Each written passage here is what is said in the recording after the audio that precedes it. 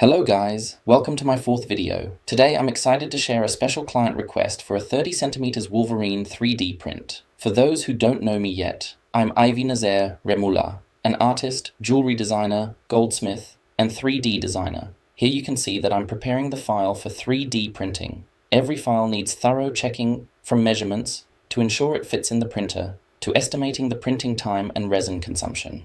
The most crucial part is deciding how it will be printed. You might notice that my 3D models are tilted. In this close-up, you'll see that all the supports are at the back. For a straightforward print, here's what it looks like. Why tilt and minimize support on the face? We want to keep the front clean and flawless, while supports on the back are less noticeable.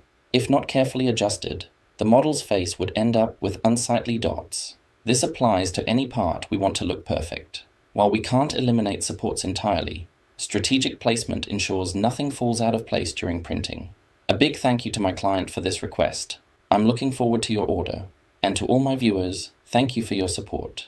Please visit my YouTube channel, 3D 360 Visualizer, where I also share my 3D architectural animations for real estate.